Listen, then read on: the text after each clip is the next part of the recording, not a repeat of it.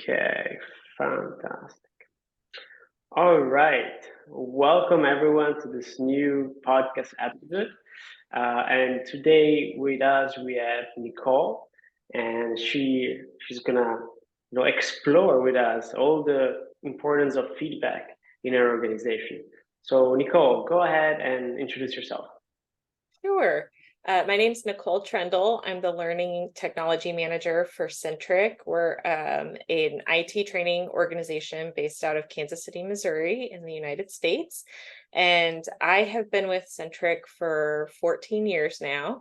And in that time, I have served as the Student Services Advisor and Learning Management System Administrator, and kind of slowly over time transitioned to more of a curriculum role, and in working with our curriculum, overseeing, evaluating, assessing our learning platforms and the different programs that we use to help deliver our content to students. And so I've kind of transitioned more into a technology-based role. And in that time, just really keeping up with what's happening overall in the technology industry, but then also how that impacts education, especially for adult and non-traditional students. Yeah, so for a little bit of context to our listeners who might be interested, what is it exactly that you guys are teaching at Centric, and to whom are you doing that? Sure. So we are a fast-paced IT skills program. So we focus on industry entry-level skills for people who maybe want to either make a career transition, or maybe, they just found that a traditional 2 to 4 year education environment was not a fit for them, and they just are really kind of looking for something that they're passionate about and that they really enjoy, and they kind of want to hit the ground running. We also work with people that are either active duty or former military, so veterans. Sometimes we also have reservists who come through, and so those are people who are maybe not full-time military, but like part-time. They dedicate so much time on weekends or per year in duty for the military. And so we work with, those are kind of like our three main demographics that we typically see. And our training is usually anywhere from 4 to 7 or 8 months, but it depends just if they're doing daytime classes. Daytime classes they'll get through a little bit faster because they're full-time Monday through Friday, 8:30 to 4, or evening classes, which run a little bit longer because we still want to give them the same number of contact hours. We just have to spread it out over a little bit longer of a period. Absolutely. Well, thank you very much for making that clear and help us understand. So that's very interesting that you guys are specializing to help this type of people, transition, change, move towards an industry that could be more promising, like IT, and helping them that way. That's really beautiful. And then here's the big question. So like, how do you keep this improvement going of your organization? How do you ensure that you're providing value consistently? How do you know what is working and what is not? That's a great question. What really kind of sets Centric apart is we have the ability to adapt and change very quickly. So we're constantly seeking and collecting feedback from a variety of audiences on how we can continue to innovate our programs and evolve, especially as the IT industry evolves. IT is one of the fastest growing and changing industries there is. And so it's interesting because what somebody learns 6 months ago can be quickly either changed or obsolete. And so we kind of have to adapt a lot of the times with those changes. And so that's kind of the benefit that we have going for us, is based on the type of institution that we are, we can roll with those changes as we need to. So when we seek out feedback, we have a very large and robust employer network that we work with. And so we're constantly asking the employers who have hired our graduates, what are you looking for? What are some of the things that you're seeing? What are some of the changes that you're making within your organization? Making sure that our curriculum aligns with those things. Also reaching out to companies that maybe haven't hired our grads yet and kind of getting some of that feedback from them, keeping up with industry leaders such as CompTIA and Microsoft and looking what they're doing as far as the certification changes or maybe some of the changes that they're seeing from the companies they work with. And then we also really value the feedback of our students. And so we talk to current students, we talk to our alumni, and we say, what are you doing?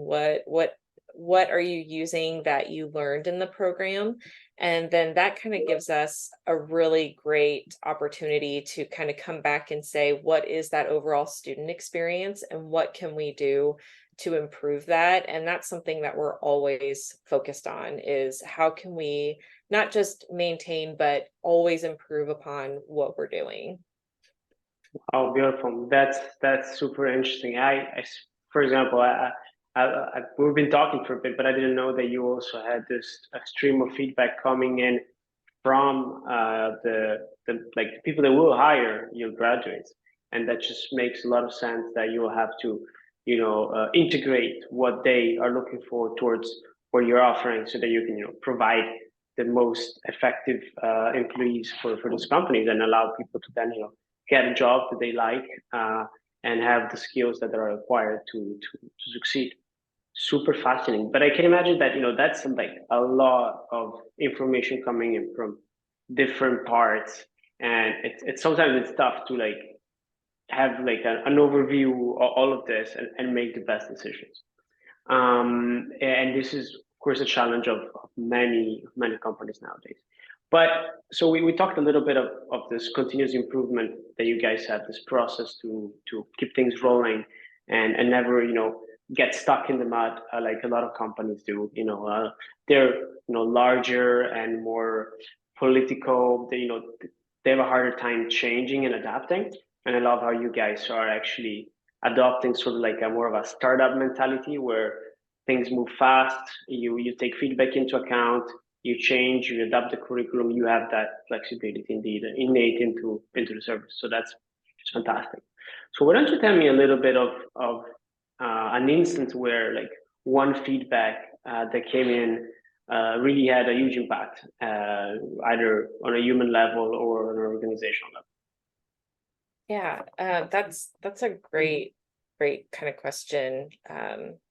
So we work with a pretty large veteran-based demographic within our student population, and my heart really goes out to our veterans because they make a significant sacrifice for their country and to serve, and in return they get benefits shared with them. But you just never know like what circumstances that person has been through, and that's kind of the case for a lot of our students. You never know what somebody is really going through outside of just that class lecture, those interactions you have with them over content. And so what we tend to do is we tend to do a lot of check-ins with people and just like, hey, how's it going? And through some feedback we got over an evaluation, we found that we had a student at one point who was significantly struggling, and not necessarily struggling with content, but just struggling personally. And so it was through that feedback that we were able to, as a team, come together and provide them with support. It turns out that this individual was an at-risk student who just really needed support that was a little above what we could provide. And so our team really banded together and was able to get them in contact with the right people to get them those services and resources to kind of help them get back on their feet. But I think that's something that you see a lot of today. That it's a post-pandemic thing. It's a very much a post-military thing for some of our folks. And so being able to always seek out the opportunity to find out how somebody is doing is very, very important, especially in education, because if somebody is struggling and going through a really rough time, you could give them all the tools and resources and tips and everything to make them be successful on paper, but if they're not in a good place emotionally or mentally or sometimes even physically, that's not going to be effective. So I think it's always important from an educational institution or any organization really just to find out how are people doing, because you have to have that human level for everybody to be able to succeed and achieve your goals. Wow. Yeah, that's incredible. And this is indeed the power of listening, the power of being close to your customers, your clients, and the people that are within your organization or that use the services of your organization. And it's a lot of people say they talk to their customers, but this is next level listening and being there for them and help them even though it's outside your scope of what you're supposed to do, but showing that you care about them is really big, very very important. So thank you for sharing this story. I hope it helps people to understand the value of listening to those feedback, especially the tough ones that come through. And so, well, sort of like another point that I wanted to touch is uh, about we talk about the importance of feedback and shape, but also how do you make sense of them in the sense that you get a lot and they come through different channels. So, what is your current system to sort of sort them through and make sense of them? So we kind of use a lot of different tools and resources to collect feedback. So we do a variety of surveys through different platforms, whether it's Microsoft Forms or, kind of products that currently implement with our learning management system, which we use Canvas by Instructure. So products that integrate with that. But then also we kind of just do some just check-ins. So sometimes you'll just do face-to-face meetings or maybe email-based communication. So we're kind of seeking that feedback through a variety of channels. And then, like you said, it is kind of that responsibility to kind of take that all in and sort through it and really analyze what is it that that person is saying, where are they coming from, and then how do we implement or apply those changes to what we need to do. Really cool. That's very interesting to understand how you guys do that. And so, in terms of like your industry and how do you see the future of it? We've seen through the pandemic a big shift towards online learning, but that has also, with experience ourselves, has a lot of challenges to it. So, how are you guys navigating this new environment, and how are you shaping your curriculum to meet this new demands for hybrid, fully online? What is your strategy regarding that?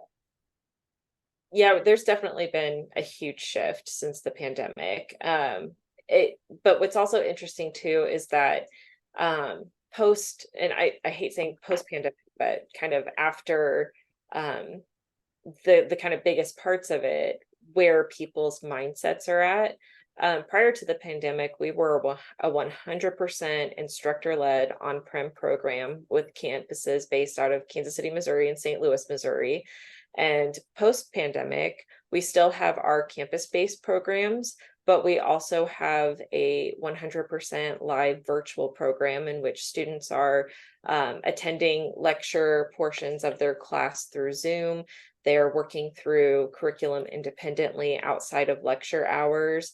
And with that, we're also seeing the need for maybe less lecture time. So, kind of currently evaluating what is it that students are looking for as far as that flex program. What is that ideal flex that somebody is looking for? And but also offering a variety of options. I will say it's been very interesting to see the number of people who have really wanted to come back to in-person learning. But then you have some people who very much want the opposite of that, which is asynchronous, 100% online, working at their own pace. And so you have, a lot of different dynamics and requests, but it's kind of interesting to see where that all falls. And it's kind of created, I think, spectrum of learning. And it's really putting the learner in the seat where they can be a little choosy as to what they enroll themselves in and finding that right fit so they can not just work towards a goal, but work towards a goal more comfortably than maybe they have done in the past.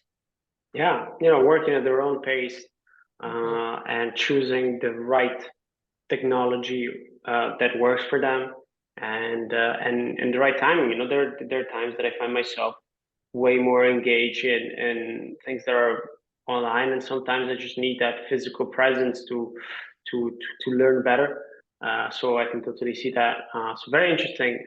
Again, your take on this, and I would assume that there are challenges connected to then building that human relationship online. So technology will definitely play a big role in that. And the challenge will be, how do we bring back that human touch into a full-on online environment? How can we connect the professors with the students in a way that ensures that we can always have this pulse check on them and see how they're doing, how's the learning path? Are they reaching the goals that they want to reach? Are they happy about the materials that we're providing and the depth in which we're going to? So super interesting stuff going ahead in this industry. Online learning in general education, it's one of the big industry that is growing very fast, and that we always have to keep our eyes on it. Um, well, personally, very very interested in this. Nicole, one last advice that you might want to give to other companies out there that are looking to, put emphasis on the listening part, on building that human connection and gathering feedback. Is there something you want to share? I think that it's so important today to listen and just really take in what you're hearing from the people around you, regardless of what level they're at. I'm very fortunate to work for an organization that always seeks out feedback, whether it's from students or staff or employers or alumni. There's always feedback coming in from a variety of groups. And what is really, I think, just amazing from my side, not just in my role, but also just working in this organization, is how the leadership is so open to the feedback. But on the flip side of that, too, I think it's also how the feedback is shared. I think that sometimes we get so caught up in our emotions that we build behind it. And so, like, I know for myself, I'm learning how to be like productively disagreeable, or Yeah. just, hey, like, here are some points of consideration. And we've been so fortunate to have so many people share feedback with us in a very productive and disagreeable manner so that we can go to the board and say, hey, you know what? They made a really good point. Maybe this isn't going to be helpful for us. And so I think it's kind of the responsibility of not just the people listening, but also the people sharing, to make sure that the feedback is provided in a way that it can really be taken in and considered and looked at from every angle. So I kind of feel like it's a shared responsibility. And so, as the person giving the feedback or the person taking it, we all play a very important role in that process. And we're all working together, regardless if we're in the same room or not. And so I just think it's very important to remember that we all have a hand in the process and we're all working together. And so, how can we come to the table and do that in an effective and professional manner in which we're just not, kind of feelings, everything aside, how can we help each other? And I think that's all we all want. I just think sometimes other things get in the way. And so it's just kind of always good to kind of come back and get back to center and find how can we move forward from here. Yeah. We don't need to go back to Centric. We'll just go back to Centric for a new, a new course. I see what you did there. I like it. Oh my God. Yeah. Jokes apart, no, it is indeed a challenge to communicate feedback in a way that doesn't bring the negative emotion that you might have brought with you and it's something that we all need to learn how to do. I know the classic sandwich model. You say something good, something bad, and something good again to sort of like sweeten the pie a little bit. And it is indeed a super useful method that I use all the time. But and I also learned with time that necessarily bringing negative feedback, it's not good on people. Like on the receiving end, people get defensive. So another strategy that I've used that maybe could be useful here to our audience is to always frame the feedback in a positive way, meaning like, since you are a very good listener and a person that understands this and that, I think you might find useful to think about how you say this type of things, and this way you sort of like bring the positive out of a person, and then you don't put them in the corner like, oh, you're being attacked, you're a bad person. No, you're just like, hey, this is a point of improvement since I respect you as a person and I know you're capable and so on. So that's my little tip on that. And I think kind of to piggyback off of that too, there are just so many strategies today. There are so many people in the field like Simon Sinek and Brene Brown and Adam Grant, who John Maxwell, who provides so many great resources on communication, and feedback is a big part of that. One thing that I myself am working on, because you're right, like it's not good necessarily for the person to always hear negative feedback. I tend to say constructive feedback. I kind of like, it's my attempt at a positive spin. But one thing that I've been kind of working on myself as far as providing feedback is the clear is kind model.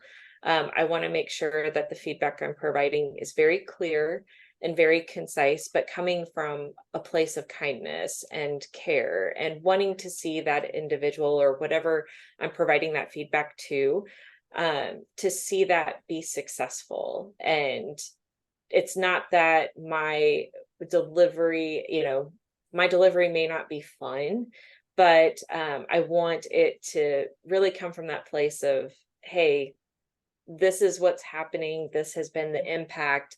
So how can we make improvements, or how can we make changes so that the impact isn't as much of a pain point, or isn't having that effect on people that it currently is? And so that, I know that's something that I myself am working on, and I think we're all a work in progress, and it's just good to know that there are a lot of resources out there for helping us develop those skills. Absolutely. Nicole, this was great. Thank you so much for sharing your way of dealing with feedback and implementing it in your organization. I'm sure a lot of people will find inspiration in this, and I catch everyone else in the next episode. So thanks a lot, and have a beautiful rest of the day. Thank you. Ta-da! How was that? Was that kind of what you were looking for? That was perfect. From my side, it was great. Like I did a great job. It's like you prepared for a month here, but no, it was exactly what I was looking for. Like some honesty and some like insights on how you guys do it. So best practices that can be shared, and I think we reached that. Sure. Awesome. Got the sparkle of humanity in there too. Like humble. It's perfect. Perfect. How do you feel? No, I feel good about it.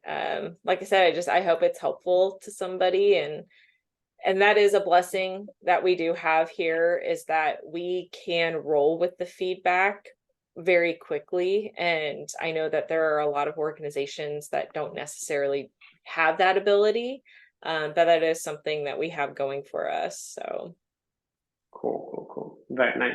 Great to hear that. Fantastic. So we have a little 10 more minutes to chit chat a little bit, see how things are going. But so in terms of like the podcast, so we'll have this sort of edited, and then I'll send it to you. okay. I don't know, we will share it on our social pages and whatnot. But feel free to do the same if the management thinks that this is something that could be useful, or like also for promotional scopes. We usually like to share that with people. That's that. And yeah, so I wanted to also touch base with you in terms of Chatty insights, if you have some updates on your side. So I don't have any current updates. And I apologize for not getting back to you sooner on the Oh, no pricing. worries. So busy over here. But I We're in the did want same to boat. ask, I know Yeah, it just feels like it's that season right now where everything is, everything is coming. Yeah, yeah.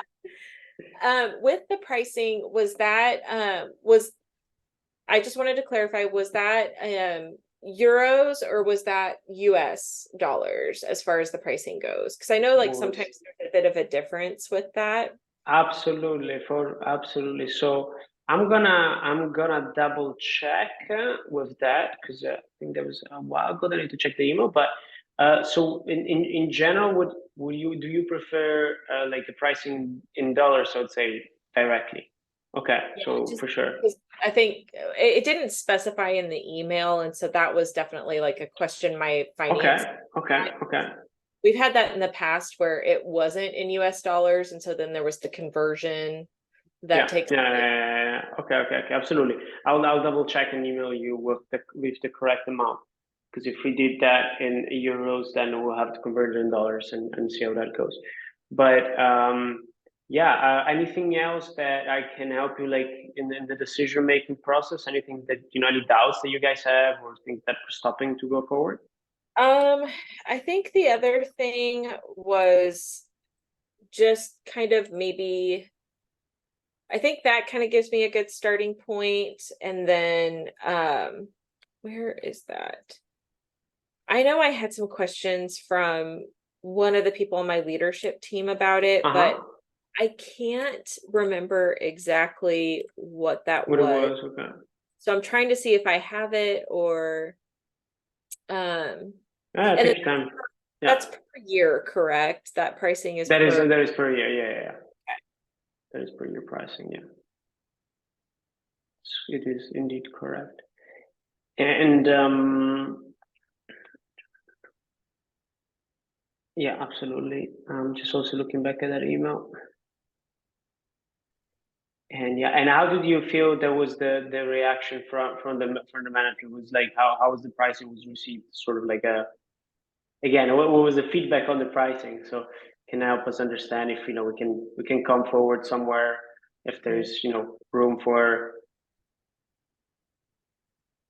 So with the AI agent training, is that just however many hours it takes to get the AI trained, or is there a cap on those hours? No, there's no cap. Okay. So we do train AI for you guys and keep that always up to date. So there's definitely that's not an issue from our side. You Okay. you pay yearly and you get all the newest things, and the AI is up to date with the data. So that's the case. Okay. Um,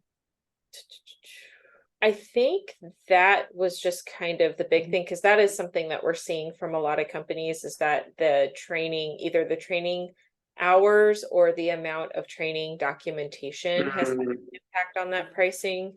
So I just wanted to clarify on that. Um, is okay. there a potential or is there an option for maybe a tier below the 4.8 thousand responses or what that could look like? Because I could also see because we're kind of just in a building phase right now. I could, Uh-huh. or maybe for the first year or two, we may not hit that many responses. Okay.